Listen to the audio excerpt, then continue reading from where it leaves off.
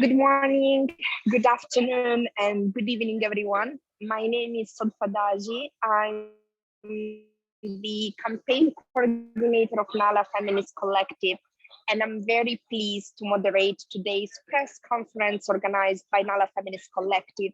And I warmly welcome all of you to today's press conference to present Nala Feminist Collective, composed of 17 young women from Africa and diaspora who are experts in various fields, including academia, social movements, civil society, philanthropy, public administration, private sector, entertainment, and multilateral institutions. Get to know more about Nala Feminist Collective and its council very shortly.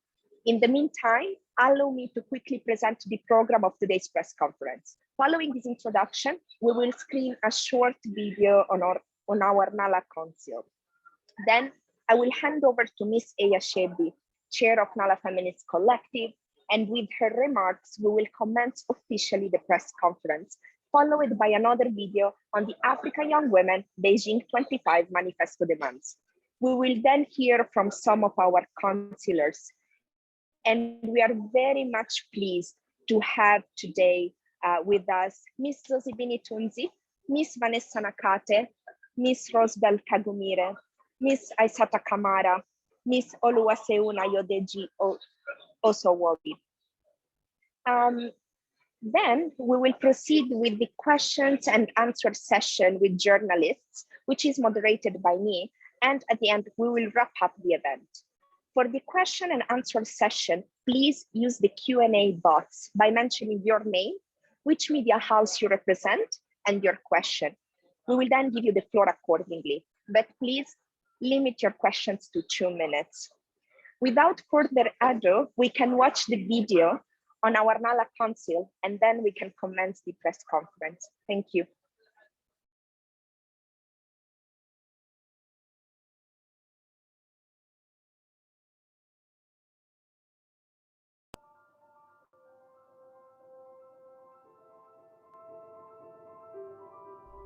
Assalamu alaikum and hello.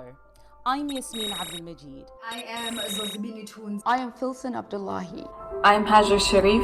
I am Oluwaseun Ayodeji Osowobi. It's Rosebell Kagumire. My name is Kagumire. I am Vanessa Nakate. I am Aisata Kamara. I am Rose Washuka Masharia. Je suis Yasmin Miran. My name is Intisar Mahmoud. My name is Emma Theofelus. وأنا اسمي Eosebell.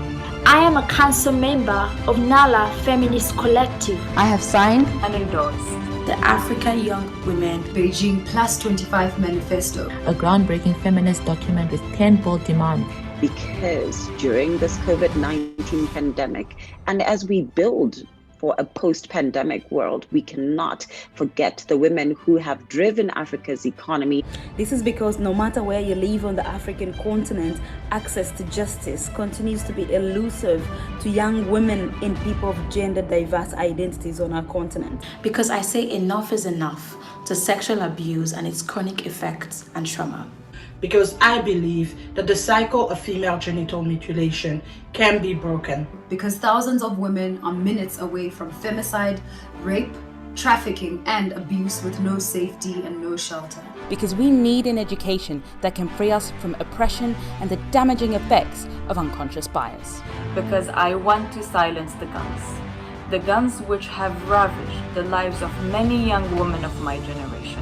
It is the responsibility of the international community to tackle the root causes of this conflict. It is high time we provide protection from cyber harassment, threats, and sexist language. I belong to a bold generation of African women who deserve a life with dignity. We must empower young women and girls from vulnerable and marginalized communities, young women with disabilities, young women seeking asylum, and young women migrants. Especially in times of armed conflict, natural disasters, and displacement. Understand the impact of daily sexism, misogyny, and discrimination, resulting in severe challenges affecting young women. Especially the impact of climate change that could have been prevented across generations. We must keep each other accountable. Because we should not be silenced, we should face this with courage. Because we need to act now. So, Let us demand for ending gender discrimination, for inclusive, equitable, and quality education, for economic justice, for silencing the guns, on digital justice, to on mental health and well-being, access to justice and protection, to the criminalizing of the epidemic of gender-based violence, for intergenerational co-leadership, and for sexual reproductive health and rights. The manifesto will ensure that these demands are heard in the spaces where change can happen. The Africa I want, l'Afrique que je veux, is just, is very inclusive, where women and girls live free of violence, and where opportunities and benefits are fairly distributed. And you? Sign the manifesto today. It matters. Your voice matters. Generation equality cannot afford to move forward without Africa. Et Génération Égalité ne peut pas avancer sans l'Afrique.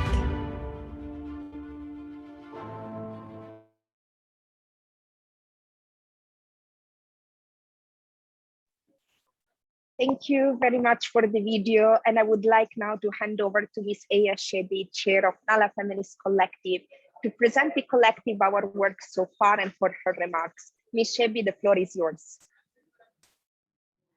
Thank you so much, Sotfa. What a powerful video, and we're gonna put it online for everyone to see it.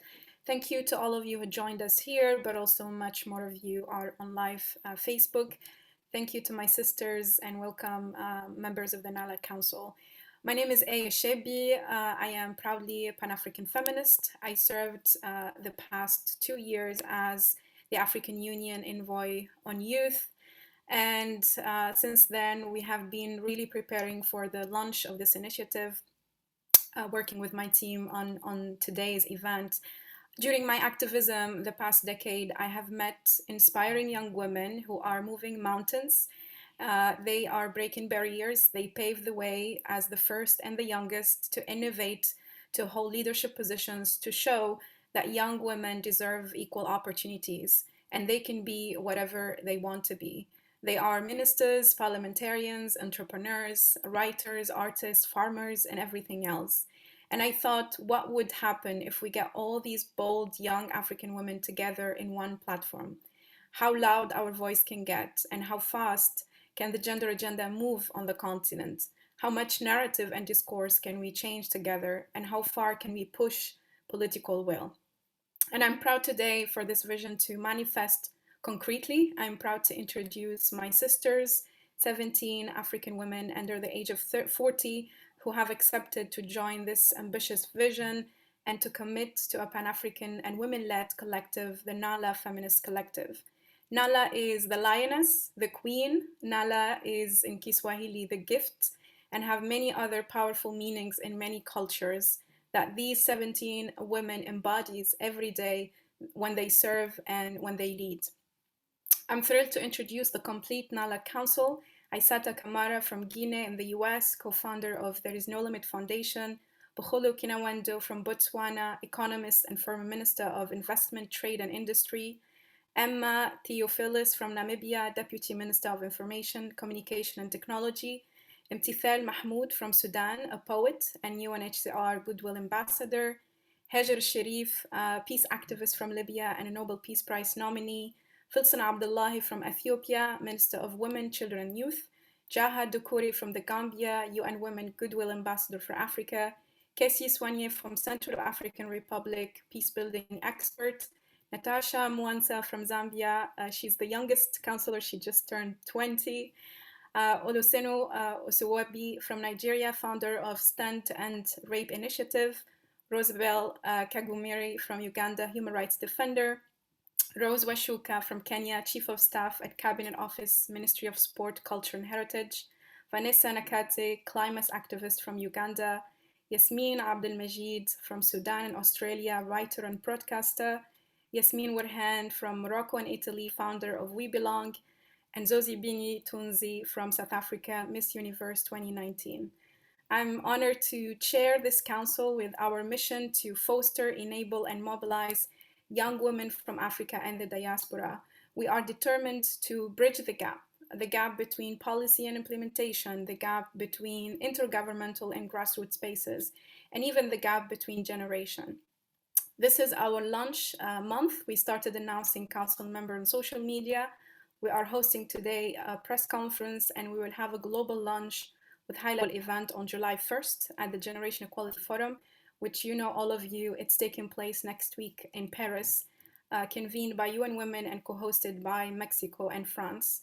So we invite all of you to join this global launch to celebrate the birth of Nala, because we are really sizing this moment of Paris Forum to bridge this gap, but also bring greater visibility and inclusion of young women, incredible leadership in Africa that have been shown during the pandemic and beyond. We need all of you to shed light on their work. As Nala, we are also guided by the Africa Young Women Beijing Plus 25 manifesto. It was developed by young people themselves, over 1,500 young people from 44 African countries.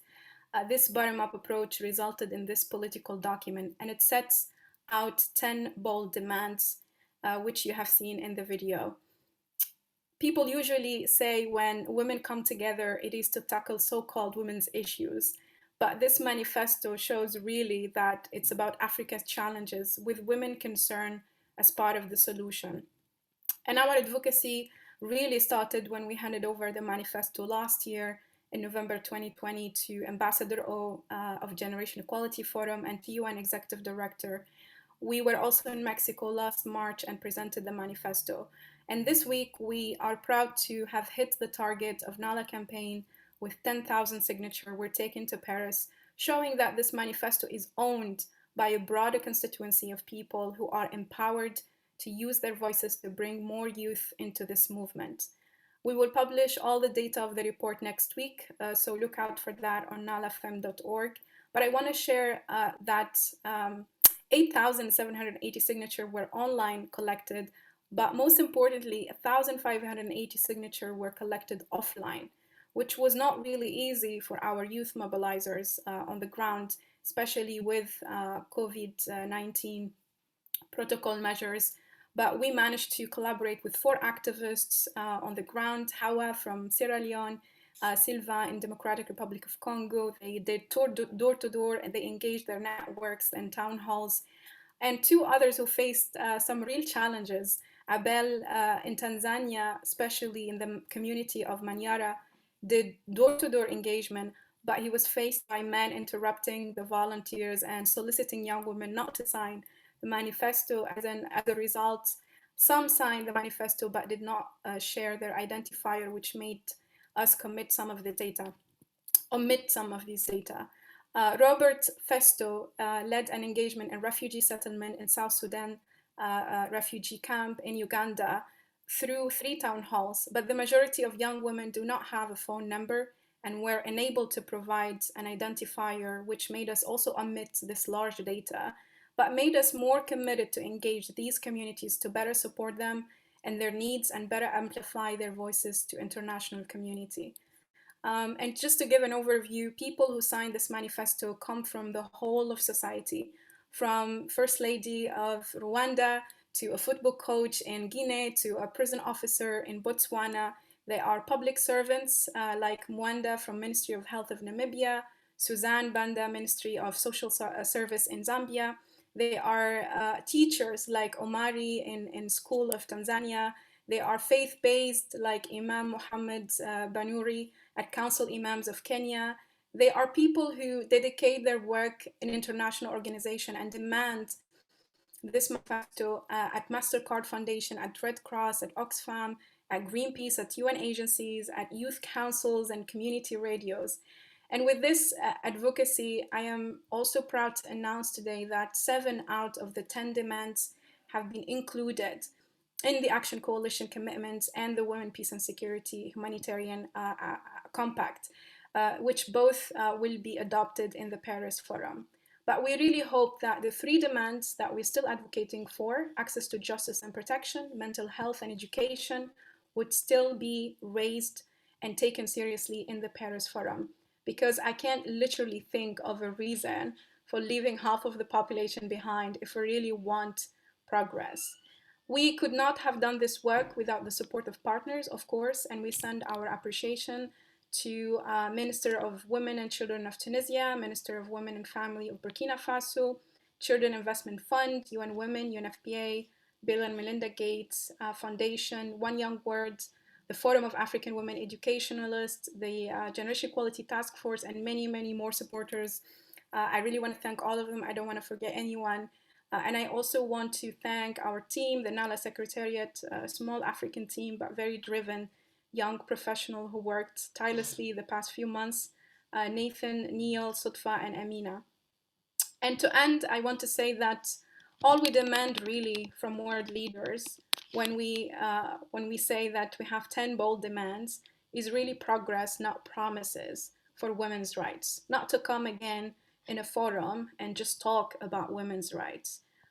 We want to tell our leaders that generation equality cannot move forward or afford even to move forward without Africa, and we are here to make sure that those commitments are implemented. Thank you very much.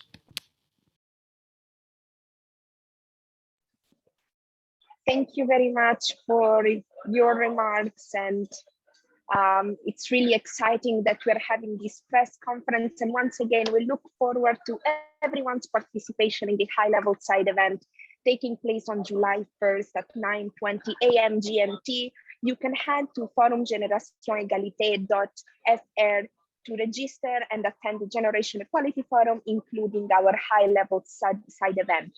For everyone here, please use the Q&A session for your questions, as we will soon head into that part of our press conference.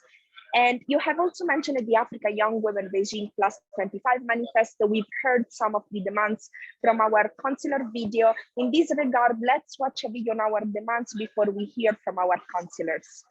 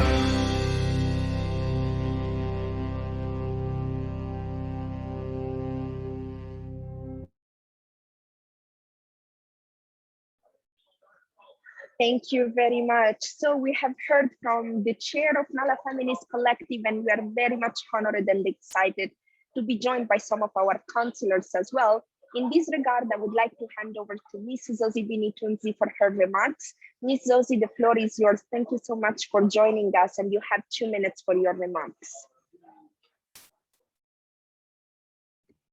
Thank you so much, Sotva. Hello to everyone who has joined us here today. I want to say thank you for taking your time and being here, because this is so important, I think, not only to us, but to Africa as a whole.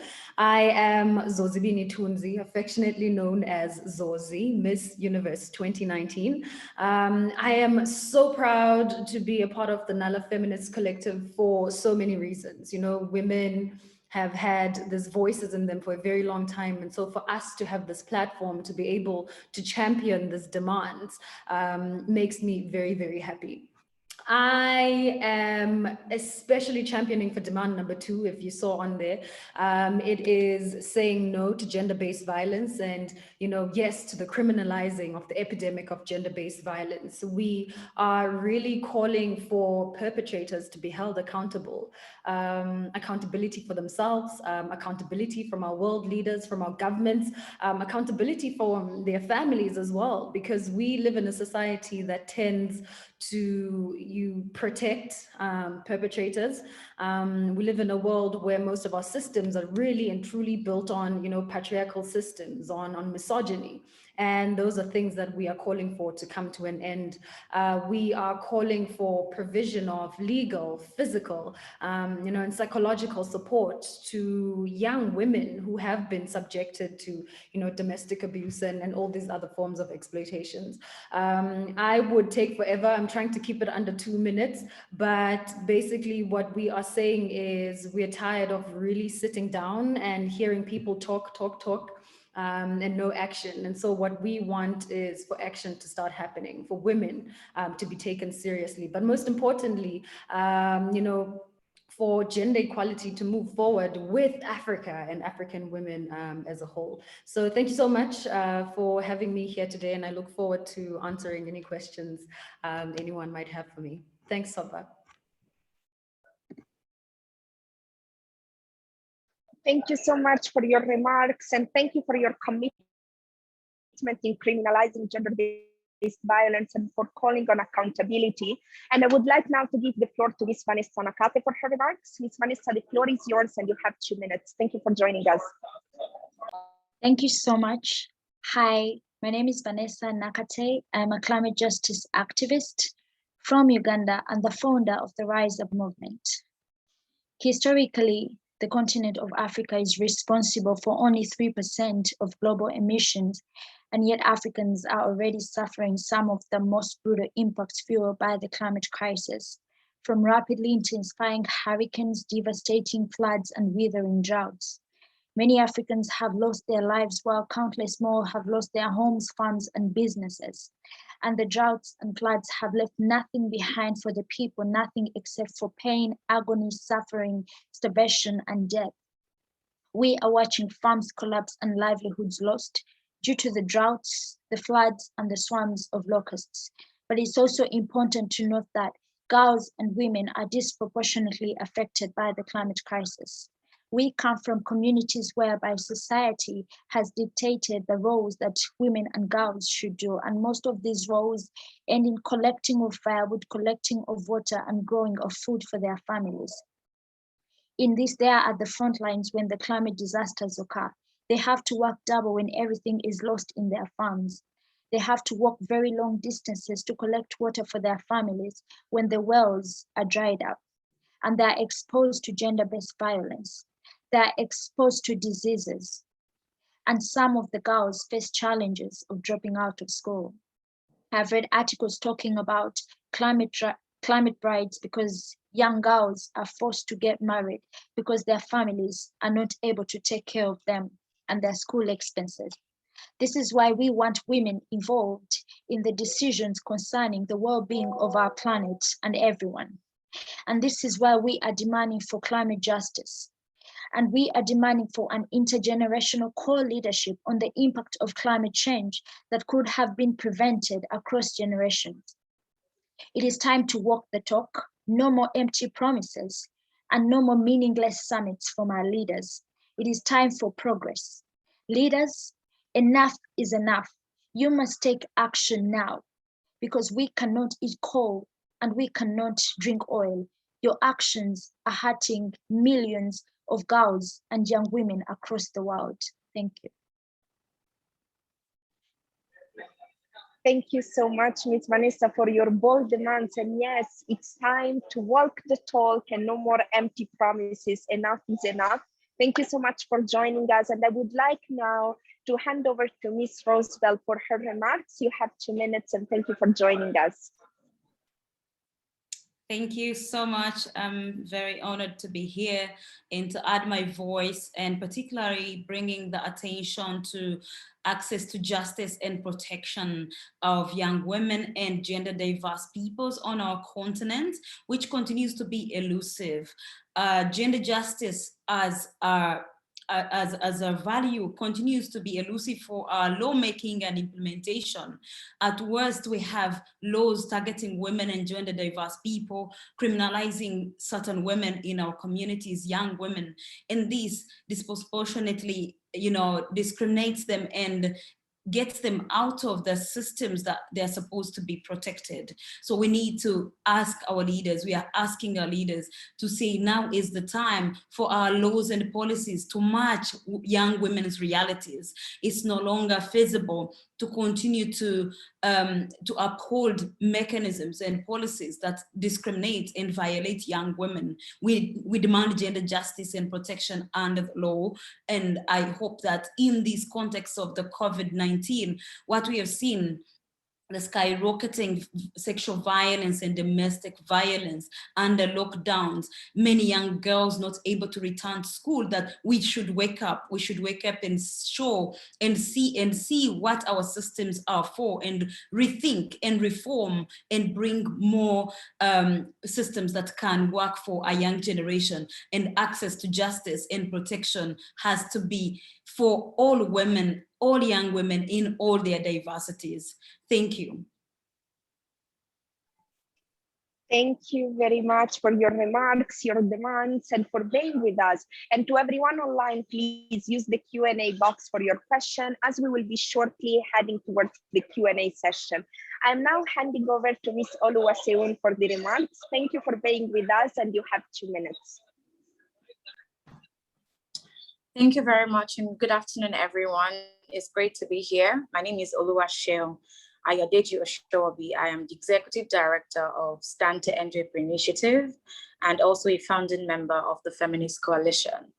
I am indeed proud and elated to be a part of the Nala Feminist Collective because I believe in fighting for women's rights, ensuring that access to justice is accessible to everyone, and also to amplify mental health and well-being for all young women. As someone who has been working in this space for the past 7 years, I have seen firsthand how sexual and gender-based violence can impact the mental health and well-being of young women and women in general, and why the African Charter should actually be implemented across, the countries, African countries, and in the world. I am happy to be a part of this collective because I will be adding my voice, my platform, and also my knowledge in ensuring that the manifesto is achieved and we're able to achieve a better and a safer society for all persons. Thank you very much. Thank you very much, and thank you for calling on access to justice and for recalling that mental health and well-being needs to be prioritized. And last but not least, I'm very pleased to inform that we have been joined by Ms. Enkital Mahmoud. Welcome and thank you for joining us. You have 2 minutes for your remarks. Hi, everyone. Thank you so much for having me. And that was very beautifully said. I'm really glad to be joining you from my mother's home in this moment. And it's really interesting to talk about mothers because for me, a lot of what I learned about being an activist came from the very early years of the genocide in Darfur, seeing my parents really move to the forefront. And that's how I became an activist at 10 years old. I'm really proud to be part of the Nala Feminist Collective now to help push forward this. It's really emotional for me to say this, but I think that a lot of us are growing up to address the conflicts that produced us. And I think for that reason, when we think about success in the world, the change that we need calls for an entire shift in paradigm. It's not just one woman being successful or a group of us gaining access. It's an entire generation of young women moving forward with people at their backs supporting them. And I'm really glad to be one of those supporters and to join the collective to be able to create a world where all of us move forward into safety and freedom, and a world that not only accepts us, but also welcomes our existence and celebrates who we are. And as a Goodwill Ambassador for the UN Refugee Agency, that doesn't just include refugees, it also includes women and especially vulnerable people all around the world. So thank you for having me, and thank you for allowing me to be a part of this. Thank you so much, Ms. Enkital, for the passion and the purpose. And actually, I warmly thank all our counselors and for the remarks from Ms. Eya, Eosebell, Zozibini, Enkital, Oluwaseun. Thank you so much for being here with us. And now I'm very pleased to kick off the Q&A session with everyone here present. So I will go through the Q&A box and we can proceed. We have here a first question, which I think all council members can provide a response if you are interested, how we can sensitize and mobilize the families of young girls for gender justice. This question is from Sohail Akhtar, which I perhaps hand over to the team to bring Sohail on stage. So we can ask the question for us directly and we get to know Sohail. Sohail Akhtar.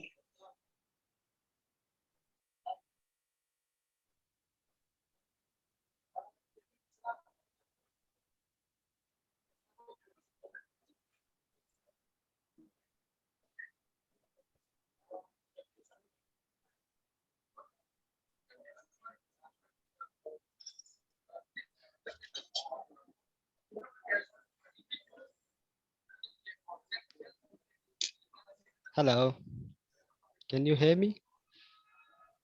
Yes, hi, we can hear you. Please ask your question and tell us where are you from? I am from Pakistan. I am working as a project coordinator, child protection here in Pakistan within local organization.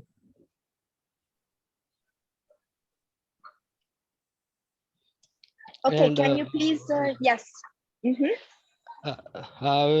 When we go to the communities and talk about gender equality, so the families of the young girls and women didn't reply positively.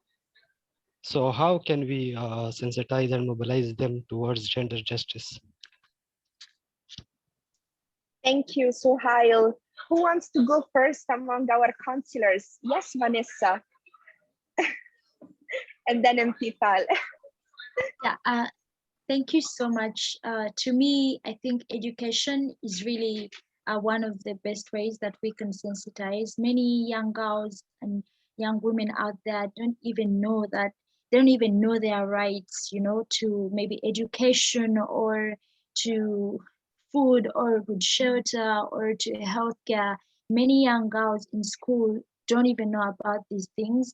So I think education, especially in schools, like opening maybe feminist schools and feminist programs in schools would be very helpful in sensitizing. And then also in communities. Many times you talk about gender justice, but it ends like at the top, but we never really reach out to families. We may talk about gender equality, but then in families, you find that there is a way girls are treated compared to the boys. So I think that empowerment is also needed in families and in educating parents of, you know, of these children so that they can raise their children in a way that they understand what gender equality really is and how we can ensure that, you know, it's practiced not just in, you know, in these webinars, but also in schools and also at home. Thank you so much, Vanessa. Yes, and people? That was very well said and beautiful. Thank you for your question. As someone, I grew up in the US, but I'm from Sudan. And so we face a lot of the same problem. I find that as someone from a global health and health background, that a lot of times appealing to that aspect, the reality is that, you know, one of the first things that we learn is the highest determinant for the life expectancy of a child is the education level of the mother. And so a lot of times you need to actually take into consideration the cultural background of the society that you're working in, speaking as an anthropologist. And so it really, really helps in my community, at least, to remind people that smarter girls means healthier girls, and healthier girls means healthier families and a healthier society. And when you ask people, why do you think the life expectancy here is shorter than it is, you know, in some other countries or, you know, in other places? It's not just the fact that we don't have the resources, but also the fact that we're suppressing half of the entire population. And so if you remind people that, healthier girls and, you know, more educated girls and more, you know, empowered girls actually leads to that being distributed across the society, it's really important. And another reminder is a lot of times people forget that when you invest in women, they invested back into their community. So that's also a good reminder. A lot of times when you're working with people who can't see why it is that helping someone else will help them, try to make it a little bit about them to try and open the conversation and then move on to working on the girls. So just to sort of make people more amenable to that idea or more sensitized to it, just remind them that if you invest this change and you invest this power and this education into the women of the society, they will invest it back into the society and you'll catch up with the rest of the world. Thank you so much, Anfita. And indeed, there is a demand in our manifesto on quality education. And the reason we are pushing so much for Generation Equality Forum to include that demand is because we understand and recognize the power of education. So thank you for your intervention. For all participants, I'm seeing hands-on and questions on the chat to facilitate our conversation. There is a Q&A box. Please go there, type your question, and I will make sure that I will cover all your questions and connect you with our counselors. So the second question is from Joanne Claire, and this question is specifically for Ms. Zozibini. So I will request the team to bring on stage Joanne Claire, but I will start reading the question. We want to know if Miss Universe can use her platform to amplify voices of groups like the Rise Up movement to demand for climate justice and girls' and women's rights. So as we wait for Joanne Claire to come on stage. Okay. Hi, Joanne, where are you from? Please introduce yourself and you can re-ask the question directly. Hi, we are Joanne and Claire. We are from the Rise Up movement, Uganda, Kampala, Uganda. And we aim at, we are climate activists looking for change. And basically we also consider fighting for girl and women's rights, because when crises hit, you find out that women and girls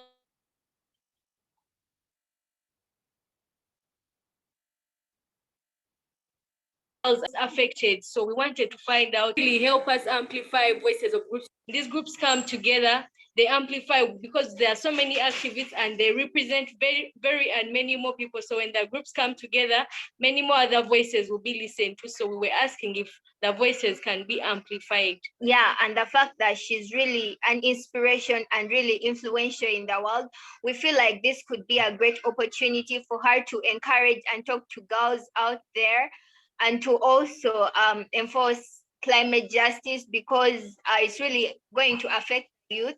We cannot watch our future being destroyed when we have very influential people who can really help us. So we were asking whether Miss Universe could really help put out groups that have been fighting since to promote this justice on her platform, so that the message could go out there more. Thank you so much, Joan and Claire. I'm not seeing your faces, but they are the sweetest things. Yes, as a former Miss Universe, there is a new Miss Universe now. You are absolutely right. I am someone who has a following of over 3 million people. That is a lot of voice. That is a lot of ears, to listen to messages that I put out in public. I met actually Aya through, one of the many panels that I have been a part of. As soon as I won Miss Universe, I made sure, and I told people that I didn't enter Miss South Africa and Miss Universe because I thought I was the most beautiful woman in the universe. I did it because I knew the importance of having a platform to voice out and fight for the social injustices. And so that was why I did it in the first place, to be able to be influential and impactful, as you said so. So to answer your question, absolutely. That's what I've been doing with my platform, and that's what I will continue to use my platform for, to rally behind women. I'm always, for women. And especially when we speak about, climate, it's very important, especially for the youth. My reminder to them is to always say, the world and the planet takes care of us. And in order for it to continue doing that, we have to take care of it back. And so that is the most important message. And I'm always speaking about it. I don't know how big you are on pageants, but go Google my top 5 question. It was exactly on climate. It was just us discussing the importance of, you know, taking care of our world. And so, yes, I am, you can reach out to me anytime with whatever work that you are doing. I will be more than happy, you know, to share your work on my platform. Thank you very much for this response. And indeed, that was such not just sweet, but a powerful question. And I like that you're giving this platform and opportunity. We also received, I think, such a beautiful comment from Chidax Magonare. Apologies if I'm misspelling your name. Thanks a lot, phenomenal women. Bigs up to you all. How can ordinary society help or participate to make a change? This is a comment from South Africa.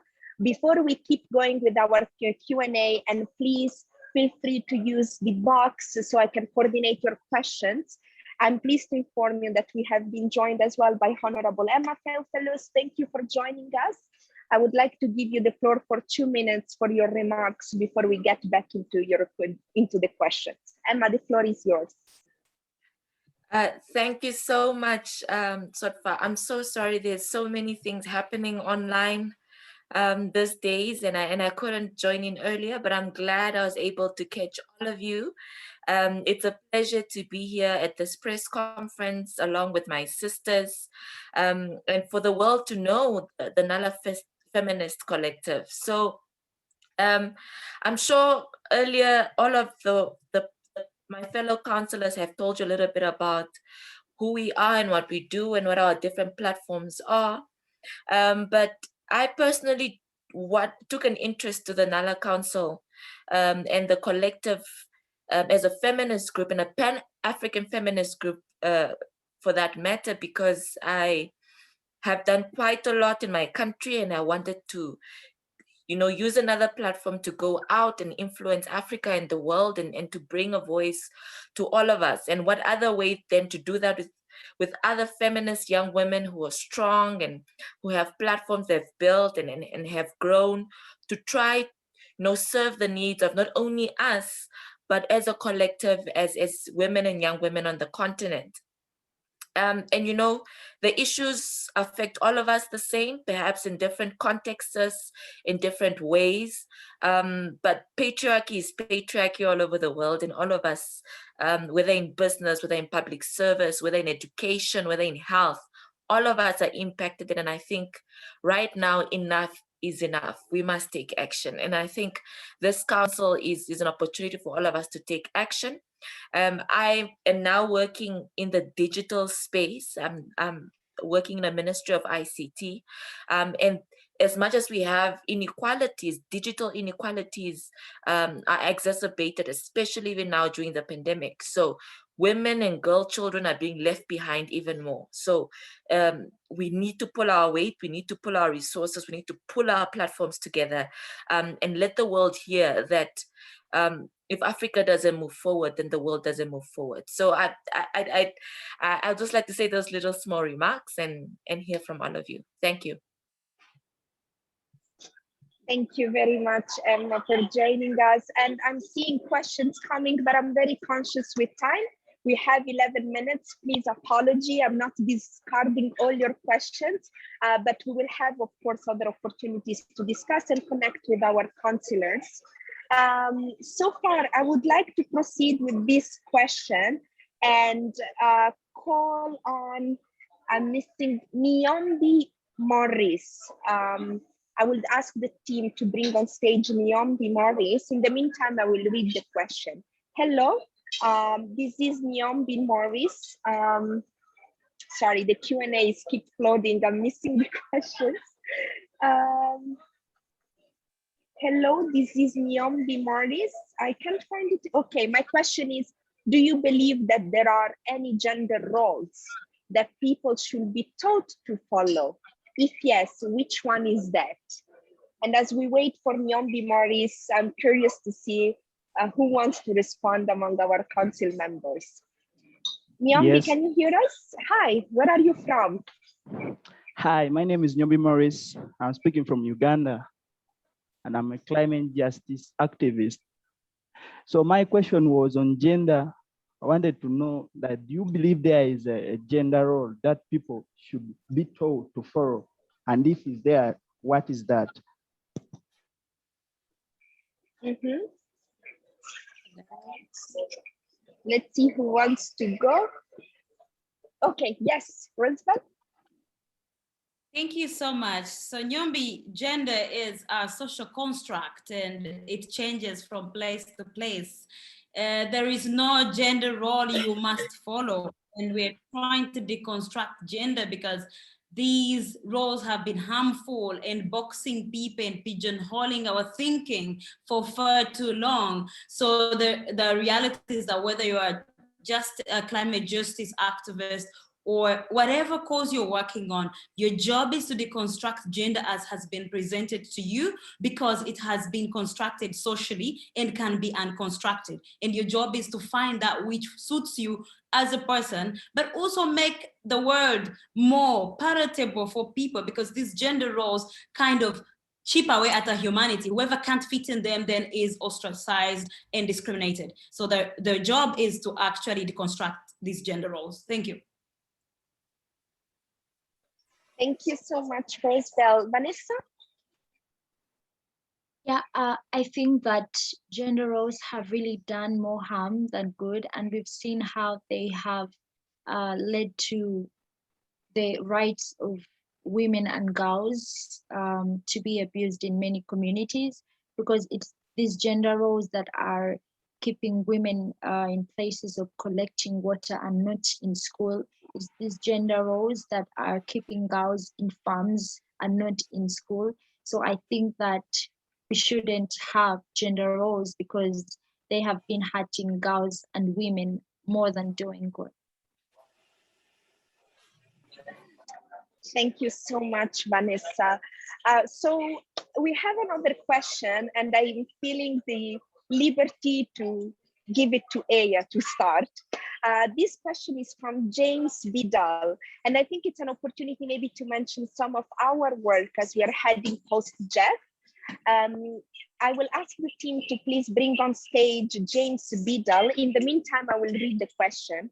Hi all. This is James Biddle from South Sudan Human Rights Defender Network. On the 10,000 signatures collected, Ms. Chebbi did mention that women in the refugee camps, particularly in Uganda, were consulted. I'd like to know if the same is done with women in South Sudan, because I believe they are more vulnerable compared with those in exile who are protected under international refugee law, as access to justice and protection seems to be a dream under the current conflict-ridden South Sudan, with women and children being the victims. James, can you hear us? Yes, I do. Hi, James. Quickly introduce yourself, and you have 1 minute for your question before I hand over to Aya. Yeah, I'm James Bedal from South Sudan Human Rights Defenders Network.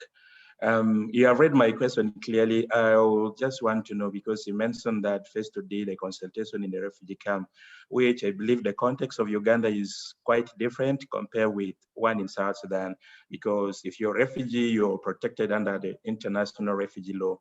But in South Sudan, we have good laws, which only exist in paper, but implementation is zero. I will like to know whether the same consultation is also done with the women back home here in South Sudan. Thank you. Thank you for your question, James. I mean, we have Imtifel with us. Amy is UNHCR ambassador, so she would maybe come in and talk more broadly about refugees. But in terms of what Nala has been doing, so this question is related to what I said about offline campaigning. We didn't want signatures or manifesto to be endorsed just by people in the digital space, because we know 70% of Africa is offline. So we worked with our youth mobilizer, particularly in Uganda. Robert Festo, with his team of volunteers, went out to refugees, South Sudanese refugees in Uganda, and they faced a challenge, as I said, not having phone numbers, because girls mostly would share their phone with their brothers or fathers, but not have their own. And as an identifier, they weren't able to share.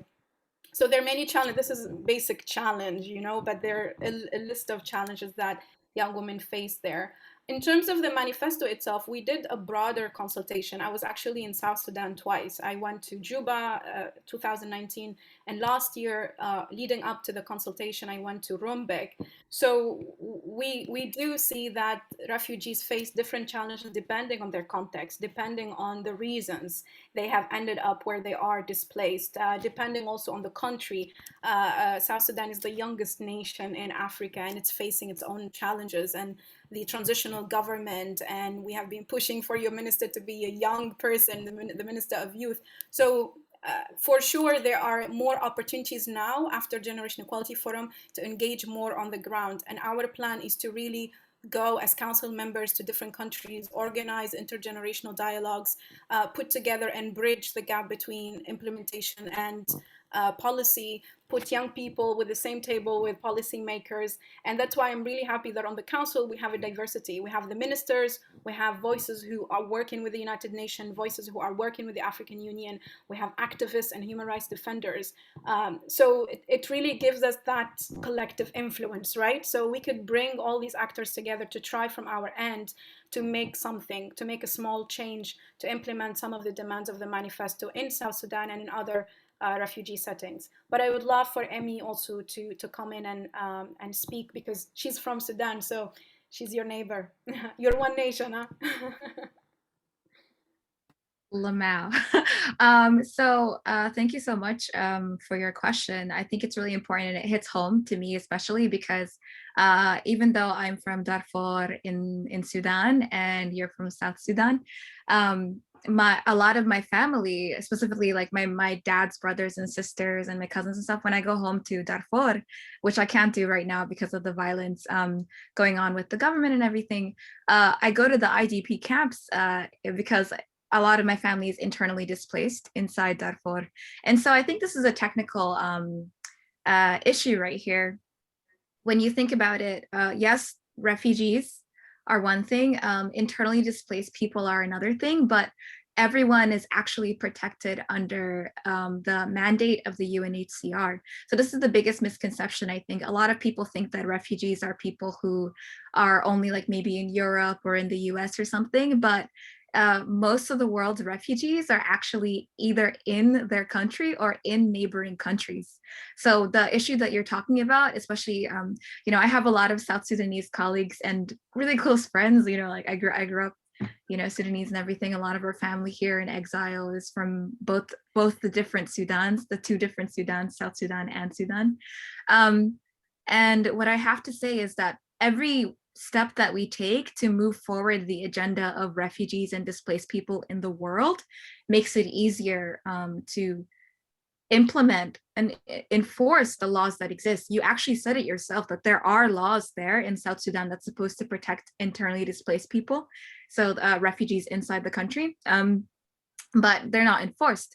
And that's one of the biggest pet peeves and actually one of the most dangerous things in the world right now. It's that, and that's the work that I do with UNHCR and the work that we always do. We try to make countries meet their obligations. So that's the big question that we're having trouble answering in the world. How is it that we can get different countries to meet their obligations to follow these laws? Even the purpose of the Feminist Collective and a lot of the things with the Sustainable Development Goals and things, it's like we have the rules there, we have the framework there, but nobody is enforcing it. How is it that we can hold leaders accountable? How is it that we can hold the people in charge accountable to the laws that actually exist and are there to protect the people? How is it that we can stop my aunties, my uncles? I'm getting really emotional because my family is there right now and I can't go because of the work that I did. And I worked on the peace agreement in Juba last year, and it was just every time, you know, when I talk to my colleagues and my friends in both the Sudans, you know, we talk about it, and it's hard to admit this, but sometimes the issue isn't the first step. It's the buffer zone between when you speak truth to power and when power actually acts. How do we get from the laws that are implemented, the laws that are created to the laws that are implemented? That's where walking the talk comes in. And that's why I think it's really important for us to work together. So I'm glad that you're here, and I'm glad that we get to talk about this because it's not something that I always get to talk about. And hopefully you can stay in touch and maybe we can work on it some more. I would love to personally, of course. We're already doing it in UNHCR, but also in person. Like the work that I do inside Darfur is very different than the work that I do on a higher level in UNHCR and things. Yeah. Thank you. Thank you so much. And I think this was a powerful closing to our press conference. I'm very conscious with time, but I'm seeing many messages on the chat, but also the Q&A. So our counselors are very happy to work with all of you and how you can reach out to them. Please send an email to hello@nalafem.org. We are a small secretariat, but we will do our best to make sure we will liaise with our counselors. And I must admit they are very responsive, despite the very busy agenda, and we are grateful for that. For all media houses and journalists that you are online, please reach out to hello@nalafem.org. If you are planning any interview with any of our council members to get to know about the work of Nalafem for any op-ed, we are very much happy to discuss and conversate with you. I will now hand over for a few final words from our chair. From my side, it was a real pleasure moderating this press conference, and I look forward to work with all our councillors and to be in touch with all participants. Thank you. Yeah, I mean, council member didn't leave me anything to say, because really this is what Nala is about. When, you know, two young girls come and say, Zozi, we need you, we need to use your platform. When someone from South Sudan comes to MTL and say, this is what's happening in the country, can we work together, can we do something?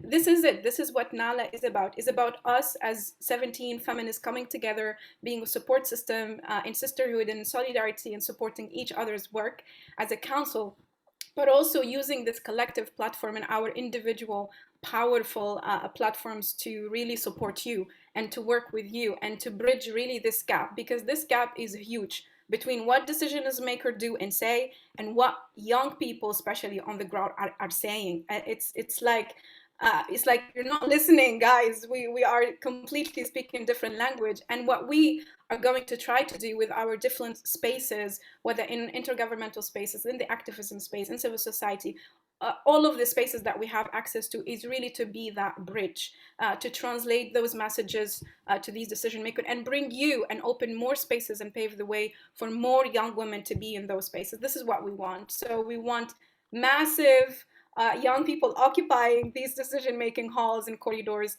and not becoming products of the existing system, really disrupting it, really moving to action, and talking less and doing more. So I'm just so grateful to all council members who've been able to come here.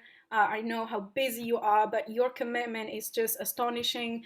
And I know that the next year or so will be very impactful for us. So again, I want to invite everyone to the launch event in Generation Equality Forum on 1st of July. That's when we kickstart our work, and that's when leaders will come and commit and adopt these commitments, and then we will go to national and regional level and hold them accountable. We promise you we will push boundaries, hold them accountable, and get some things done.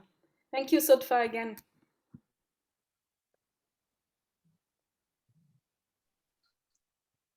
Thank you very much, everyone. Have a lovely afternoon and evening, and please don't forget to follow our channels. Thank you so much to our council members.